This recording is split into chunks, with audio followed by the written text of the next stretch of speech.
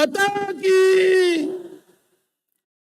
मंच पर उपस्थित भारतीय जनता पार्टी के प्रदेश अध्यक्ष श्रीमान बंडी संजय कुमार जी, हमारे प्रभारी और राष्ट्रीय महासचिव श्री तरुण चुग जी, मेरे मित्र और केंद्र के पर्यटन और सांस्कृतिक मंत्री भाई किशन रेड्डी जी, भारतीय जनता पार्टी की राष्ट्रीय उपाध्यक्ष बहन डीके अरुणा जी, डॉक्टर के लक्ष्मण जी, हमारे वरिष्ठ नेता तेलंगाना के ही श्री पी मुरलीधर राव जी, श्रीमान सुधाकर रेड्डी जी, श्री जितेंद्र रेड्डी जी, श्रीमती विजया शांति जी, श्री अटेला राजेंद्र जी, श्री टी राजा सिंह जी, श्री धर्मपुरी अरविंद जी, डॉक्टर जी मनोहर रेड्डी जी, और आज परिवर्तन की इस प्रचंड सभा के अंदर आए हुए प्यारे भाइयों, बहनों, माताओं और मेरे जिगर के टुकड़े जैसे युवा मित्रों, आज मैं कई दिनों से हमारी यात्रा को फॉलो कर रहा हूं। मैंने अभी पंडित संजय कुमार जी का भाषण सुना, मुझे लगा कि मुझे आने की कोई जरूरत नहीं है, केसीआर को हटाने के लिए संजय कुमार अकेला काफी है। भाइयों बहनों, ये यात्रा एक पार्टी को निकाल कर दूसरी पार्टी को बिठाने की यात्रा नहीं है। ये यात्रा किसी को मुख्यमंत्री बनाने की यात्रा नहीं है। ये यात्रा कोई राज्य के अंदर भारतीय जनता पार्टी की सरकार बनाने की यात्रा नहीं है। ये जो यात्रा है, ये तेलंगाना के दलित, आदिवासी, पिछड़ा वर्ग के लोग, किसान, महिला और युवा के कल्याण की यात्रा है। ये यात्रा हैदराबाद के निजाम को बदलने की यात्रा है। आप समझ रहे हैं ना मैं क्या कह रहा हूं? तेलंगाना में निजाम बदलना है या नहीं बदलना है? जोर से बोलिए, बदलना है या नहीं बदलना है? ये यात्रा उनको श्रद्धांजलि की यात्रा है जिन्होंने रजाकारों से अपने तेलंगाना राष्ट्र को मुक्त कराकर भारत मां के अंचल में लाने का काम किया था।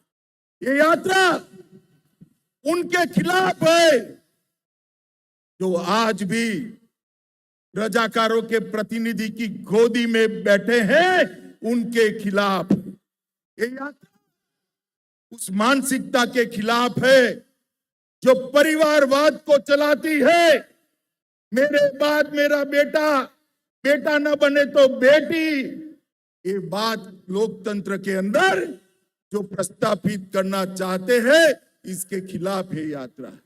ये यात्रा अरबों खरबों का भ्रष्टाचार करने वाली टीआरएस पार्टी को उखाड़ कर फेंकने की यात्रा है। ये यात्रा दलितों और आदिवासियों के साथ वादा खिलाफी करने वाली टीआरएस पार्टी को उखाड़ फेंकने की यात्रा है। और ये यात्रा तेलंगाना विमोचना दिन को मनाने का वादा कर मजलिस के डर से डर जाने वाले मुख्यमंत्री चंद्रशेखर राव को उखाड़ कर फेंकने की ये यात्रा है। और इसीलिए मैं यात्रा के अंदर आया हूं। मैं जब यहां आया हूं तब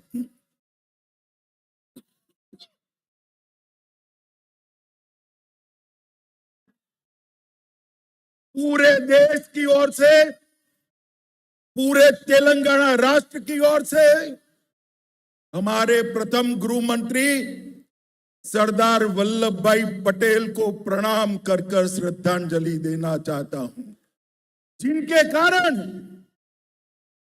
कारण आज ये राज्य, ये राष्ट्र भारत मां का अंग है। आज मैं स्वामी रामानंद तीर्थ, पंडित नरेंद्र, सुरावरम प्रताप रेड्डी, श्री दशरथी रंगाचार्य और पीवी नरसिम्हा राव को भी श्रद्धांजलि देना चाहता हूं। मित्रों, ये यात्रा में धूम धकती धूप के अंदर 45 डिग्री टेम्परेचर के अंदर लगभग 760 किलोमीटर पैदल चलकर हमारे प्रदेश अध्यक्ष ने तेलंगाना की पग पग भूमि को पैर से नापने का काम किया है। और जब ये समाप्त होगी तब 2500 किलोमीटर की पैदल यात्रा समाप्त होगी। मित्रों, आज हमने इस प्रजा संग्राम यात्रा में भाग लेने के लिए एक मिस कॉल सबको देना है। मैं जोर से बोलता हूं, सभी लोग अपना मोबाइल निकालो, जरा मोबाइल निकालिए जिनके पास मोबाइल है। अरे यार निकालो, हाथ ऊपर करो जरा। निकाला सबने? मैं नंबर बोलूं? पक्का 2 बार बोलूंगा। 6 3 5 9 1 1 9 1 1 9। अब दबाइए बटन।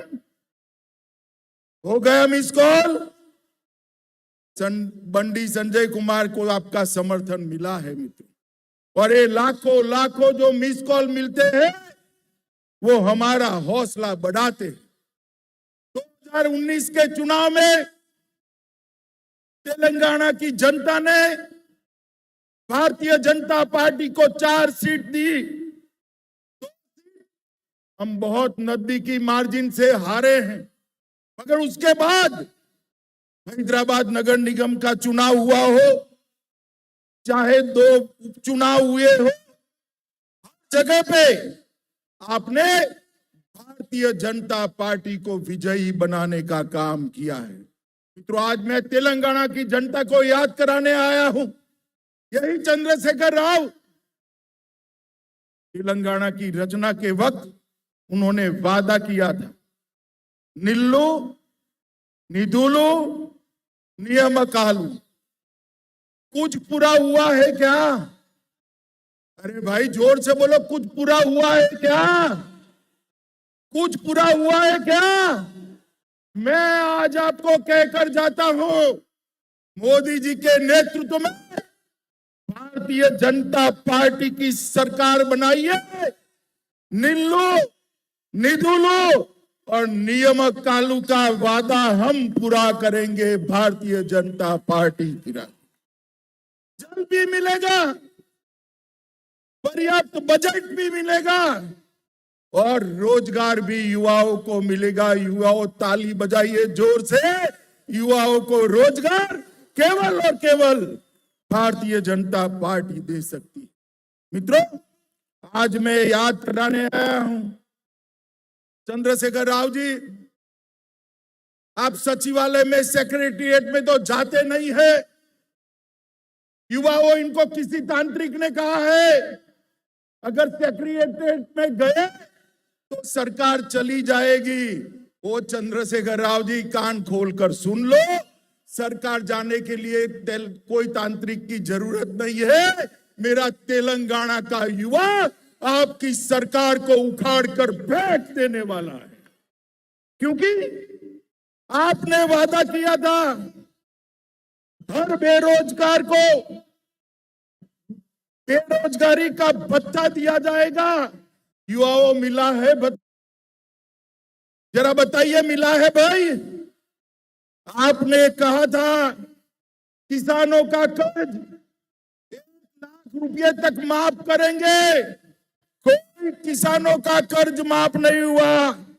हर जगह सुपर स्पेशलिटी अस्पताल बनाना था, कुछ नहीं बना है। आपने वादा किया था 2 बेडरूम का हाउस देंगे। अरे 2 बेडरूम छोड़ो, प्रधानमंत्री हाउसिंग योजना को भी आप जमीन पर नहीं। आपने कहा था दलित भाइयों के लिए 50,000 करोड़ का बजट देंगे। चंद्रशेखर राव जी, कहां है वो बजट? आज मेरे तेलंगाना के दलित भाई आपके वादे के लिए पूछ रहे हैं। हर एसटी को 3 एकड़ भूमि देनी थी। 3 एकड़ क्या, 30 सेंटीमीटर भूमि भी आपने नहीं दी है। आपका वादा आज आपको याद कराने के लिए मैं आया हूं।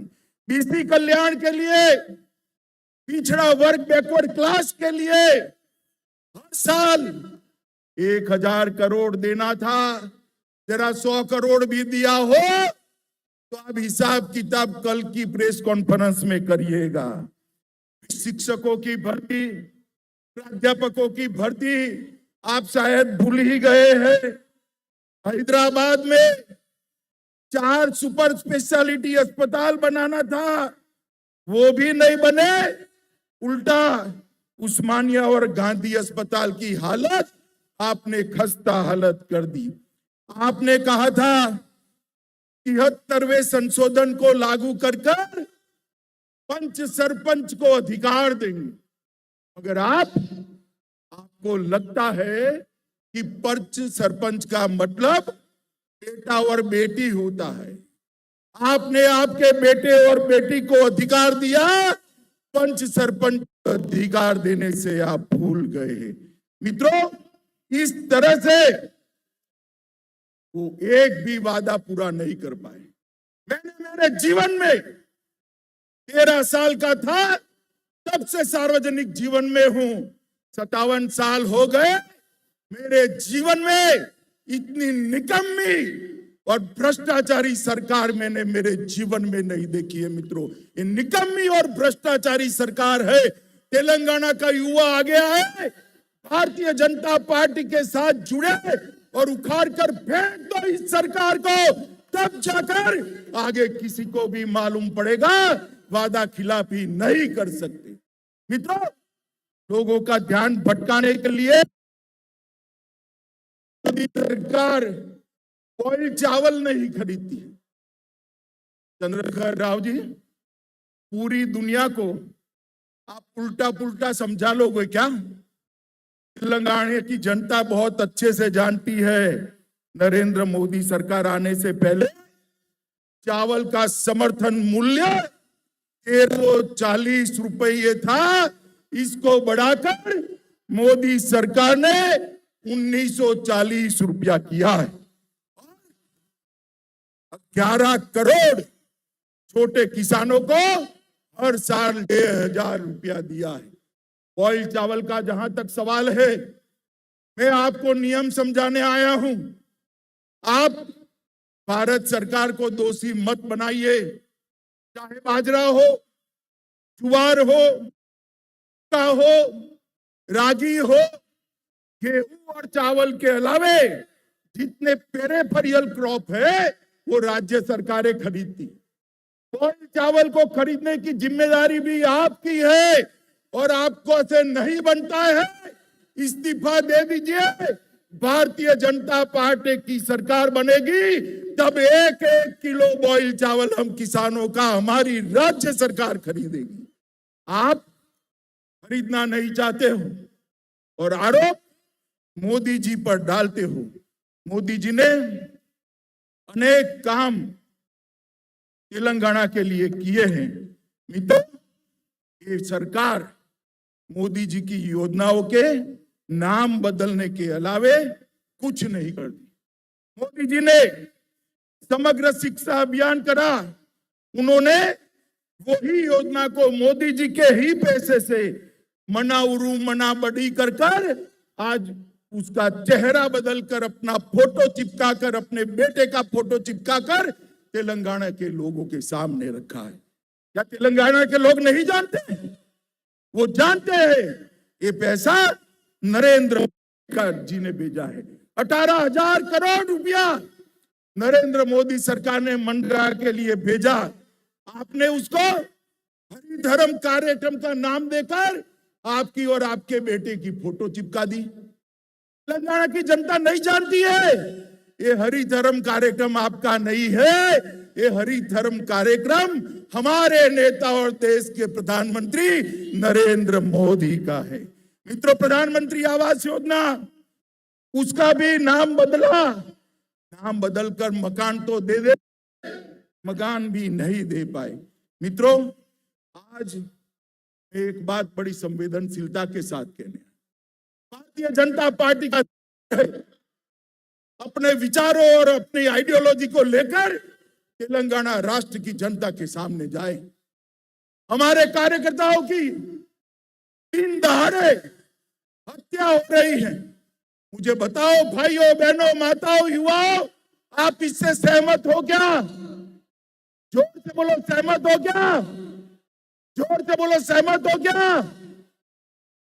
ये चंद्रशेखर राव तेलंगाना को बंगाल बनाना चाहता है। आप बनाने दोगे क्या? बनाने दोगे क्या? बनाने दोगे क्या? भाइयों बहनों, उनको रोकना पड़ेगा। मैं आज भारतीय जनता पार्टी के सब कार्यकर्ताओं के कंधे पर हाथ रखकर कहता हूं, यहां बोल कर जाता हूं, साई गणेश को जो आत्महत्या करनी पड़ी है, हम सुनिश्चित करेंगे कि साई गणेश के हत्यारों को सजा दिलाई जाए, जेल के सलाखों के पीछे डाल दिया जाए। कब तक बचोगे? कितने साल बचोगे? एक दिन तो चुनाव के मैदान में आना ही है।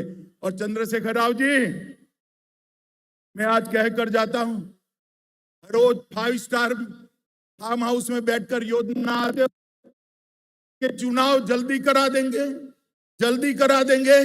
अरे जल्दी क्या, कल करा दो। भारतीय जनता पार्टी तैयार बैठी है। हार आपकी हार सामने की दीवार पर लिखी हुई सी निश्चित मैं पढ़ पाता हूं। मित्रों, भारतीय जनता पार्टी ने तैयार रहना चाहिए। मित्रों, आप मुझे बताओ, मोदी जी ने कश्मीर से धारा 370 हटाई, अच्छा किया या बुरा किया? अरे जोर से बोलो, उसको सुनाई पड़े ऐसे। ये मजलिस वालों के डर से चंद्रशेखर राव धारा 370 हटाने का विरोध करते थे। करना चाहिए क्या? करना चाहिए क्या? अरे हम मजलिस से भी नहीं डरते और आपसे भी नहीं डरते चंद्रशेखर राव। मोदी जी ने 5 अगस्त 2019 को धारा 70 को उखाड़ कर फेंक दिया और आज कश्मीर भारत माता का अभिन्न अंग बना हुआ है। मुझे बताओ भाइयों बहनों, चंद्रशेखर राव ने जब आंदोलन चल रहा था, तेलंगाना विमोचन दिन मनाने का वादा किया था या नहीं किया था? जोर से बोलो, किया था या नहीं किया था? मनाया क्या? मनाया? मनाएंगे भी नहीं, क्योंकि मजलिस से डरते हैं। वो मजलिस की गोदी में बैठे हुए, गोदी में। अगर युवाओं, आप में दम है, आप में जोश है, आप में ताकत है, मजलिस और चंद्रशेखर राव दोनों को एक साथ उखाड़ कर फेंक दीजिए। हम तेलंगाना विमोचन दिन मनाएंगे, हम किसी से नहीं डरते। भारतीय जनता पार्टी मानती है कि निजाम और रजाकारों के अत्याचार से जिस दिन तेलंगाना को मुक्ति मिली, वो दिन न केवल तेलंगाना, न केवल निजाम का शासन कर्नाटक और महाराष्ट्र, पूरे देश के लिए ऐतिहासिक दिन है। मित्रों, पूरे देश के लिए ऐतिहासिक दिन, और ये मनाने का काम हम करेंगे। मित्रों, ये टीआरएस की सरकार का निशान क्या है? गाड़ी है ना? गाड़ी है या नहीं है? मोटर है या नहीं है? अरे समझ रहे हो या नहीं समझ रहे हो? है ना? गाड़ी का स्टीयरिंग मालिक के हाथ में होता है या ड्राइवर के हाथ में होता है ना? हाँ या ना बोलो भाई, होता है ना? मगर ये टीआरएस की गाड़ी का स्टीयरिंग ओवैसी के हाथ में। आपको मंजूर है? आपको मंजूर है ऐसी सरकार? तो इस सरकार बदलने के लिए हमें संघर्ष यात्रा लेकर निकले हैं मित्रों। केसीआर ने पूरे राज्य को कर्ज में डुबा कर रखा है और कहते हैं कि हमें और कर्जा चाहिए। क्यों भाई? बेटे बेटी की भलाई के लिए न जाने कितने स्कैम आपने किए हैं, मगर आपका पेट अभी भी नहीं भरता है। मित्रों, मैं आपको बताने आया हूं, तेलंगाना सरकार ने ढेर सारी केंद्रीय योजनाओं को इंप्लीमेंट नहीं किया है। मोदी जी ने देश के 60 करोड़ गरीबों के लिए आयुष्मान भारत योजना की है, मगर तेलंगाना राज्य उसका 100% अमल नहीं करता है। मुझे बताओ, तेलंगाना राष्ट्र के आदिवासी, गरीब, बैकवर्ड क्लास के लोगों को 5 लाख तक का आयुष्मान भारत का स्वास्थ्य का फायदा मिलना चाहिए या नहीं मिलना चाहिए? जोर से बोलो। ये रोक कर बैठे। प्रधानमंत्री फसल बीमा योजना ये रोक कर बैठे। प्रधानमंत्री आयुष्मान भारत योजना ये रोक कर बैठे। प्रधानमंत्री मातृ वंदना योजना ये रोक कर बैठे हैं। प्रधानमंत्री अन्न कल्याण योजना, पूरा अनाज मोदी जी प्रति व्यक्ति प्रति माह 2 साल से 5 किलो अनाज मुफ्त में भेज रहे हैं और 5 किलो अनाज 2 रुपये में भेज रहे हैं। उसके पर अपना और अपने बेटे बेटी का फोटा लगा दिया। वो समझते हैं कि तेलंगाना के लोग जानते हैं, मगर उनको मालूम नहीं है। आपको अब सब पहचान चुके हैं। चंद्रशेखर राव जी सिंचाई परियोजनाएं, पालामारू रंगारेड्डी लिफ्ट इरिगेशन योजना, हिंदी लिफ्ट सिंचाई, राजौली बांधा डाइवर्जन स्कीम, नट्टे पांडू प्रोजेक्ट, ये केंद्र ने मंजूर तो किए, मगर उनको कोई इंटरेस्ट नहीं है, क्योंकि इसमें उनको कॉन्ट्रैक्टर अपना नहीं रख पा रहे हैं, इसलिए इरिगेशन का काम नहीं करते। केंद्र सरकार ने हैदराबाद में एक साइंस सिटी दिया है, सिर्फ 25 एकड़ भूमि देनी है, मगर नहीं देते हैं। साइंस सिटी अटकी हुई है। वारंगल जिले में सैनिक स्कूल के लिए 2017 से केंद्र सरकार ने पत्र भेजा है, मगर सैनिक स्कूल नहीं करते। मित्रों, फिर भी इतनी कठिनाइयों के बावजूद भी मोदी जी ने 8 साल में तेलंगाना के विकास के लिए 2,52,202 करोड़ रुपया दिया है। मैं फिर से बोलता हूं, 2,52,202 करोड़ रुपीस मोदी जी ने तेलंगाना के विकास के लिए। आप गुमराह मत करिए चंद्रशेखर राव जी, ये सूची में बंडी को देकर जाता हूं, कल वो प्रेस में ये पूरा लिस्ट आपको पढ़ने के लिए भेज देंगे। आने पाई का हिसाब है इंदे इसके अंदर, और मैं चैलेंज देकर जाता हूं, आपने क्या किया और हमने क्या दिया, इसका हिसाब तेलंगाना की जनता के सामने रखिएगा। रामागुंडम फर्टिलाइजर फैक्ट्री 6400 करोड़ रुपया मोदी जी ने दिया। राष्ट्रीय राजमार्गों को 5000 किलोमीटर क्रॉस करा दिया।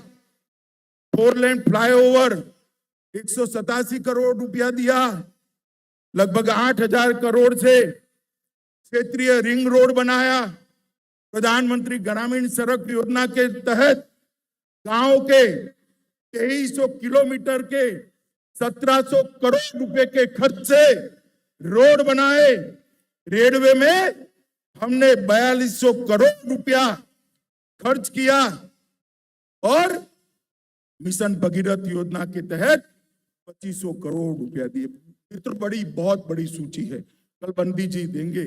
मैं अंत में इतना ही कहना आया हूं मित्रों, आज मैं घोषणा कर जाता हूं कि भारतीय जनता पार्टी की एक सरकार चुनाव में बना दीजिए। चंद्रशेखर राव को ऐसा है कि हम चाल चलेंगे, चुनाव जल्दी करा देंगे।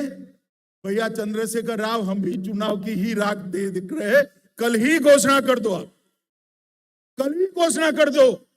निश्चित है भारतीय जनता पार्टी की सरकार बनेगी, और भारतीय जनता पार्टी की सरकार बनने के बाद 1-1 किलो ऑयल राइस हम परचेज भी करेंगे और किसानों को मदद भी करेंगे।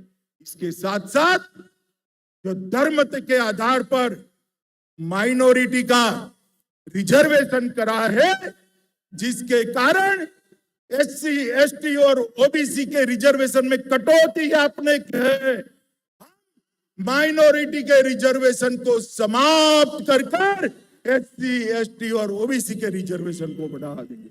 माताओं, भाइयों और बहनों, परिवारवादी सरकार, ये भ्रष्टाचारी सरकार, तंत्र मंत्र के आधार पर चलने वाली सरकार तेलंगाना का भला नहीं कर सकती। नरेंद्र मोदी जी, जिन्होंने पूरे देश के अंदर विकास की एक लहर फैलाई है, 8 साल के अंदर भारत का डंका पूरे विश्व के अंदर बजाने का काम हमारे नरेंद्र मोदी जी ने किया है।